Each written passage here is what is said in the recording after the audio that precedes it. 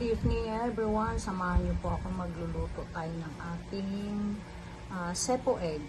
Ito yung vegetables na need natin. Pinaghalo yan, singkamas, carrots, beans. Yan, isa sa mga sangkap na kakailanganin natin. And of course, butter. At ay balon-baluna, nakaslice na po siya. Of course, dinagdagan ko ng chicharo para naman dumami ng konti. Sibuyas, bawang, bell pepper, of course, ang ating pampalasa, chicken cubes, of course, yung ating breast chicken, and itlog ng pugo, quail egg. Yun. Tara, luto tayo, guys. Of course, need din pala natin ng mantika, ha? At saka, yan, konti lang. At saka, nestle cream. Nalimutan ko pala yung nestle cream natin. Kaya maglagay na tayo ngayon ng butter para mabango. Of course, lagay na natin yung ating bawang. Hintayin lang natin siyang mag-brown ng konti. Then, sunod na natin yung ating sibuyas. Madali lang siya actually. Easy to cook. Ulam. Lagay na natin yung ating sibuyas. Hindi din pala natin dito ng ground black pepper or pamintang duro or giniling na pamintang. Tapos sunod na natin dyan yung ating chicken.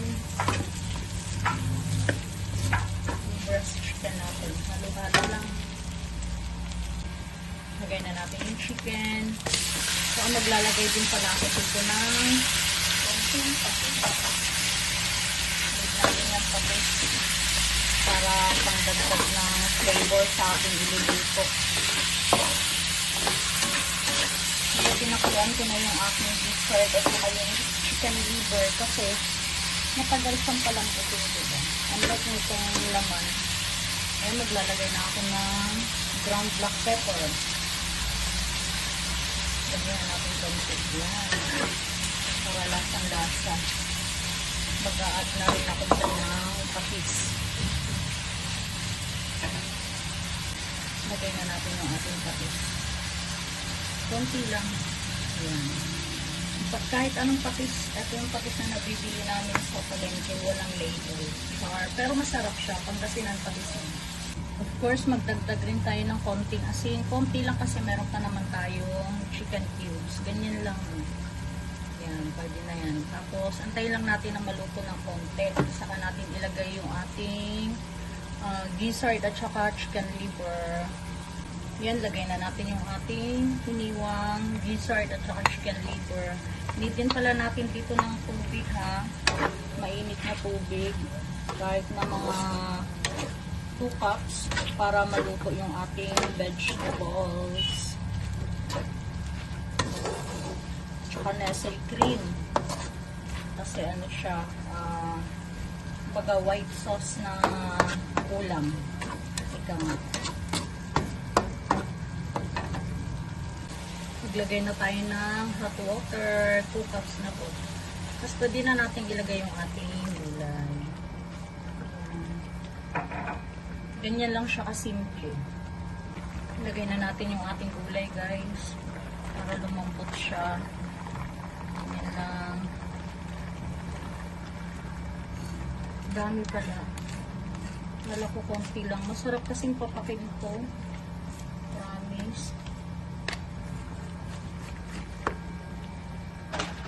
Hintayin lang natin maluto to, ha. Halo-halo lang yun. Ano ba? Pakpan natin ito mamaya. Lagay na po natin yung ating chicken cubes. Saka yung natirang ating chicharon na gulay. Tapos, mamaya, paibabaw ko na lang yung white egg. Kasi since luto naman na yun, bago ko, ay after ko lagyan ng nestle cream. Pati yung aking red bell pepper. Lagay na po natin yung ating nestle cream. Yummy, yummy. Tapos sandali na lang po natin i-ano yan. Kasi para hindi magsagi yung ating cream. Diba? Halo-halo na lang. Yummy.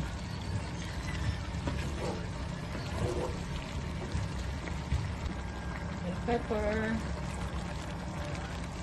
Oh, diba? Colorful. Makulay ang buhay. Sa creaming gulay. Char. Kasi lalagay ko na yung ating quail egg. Yummy. Ayan po. Luto na po siya. Kainan na po. Yummy.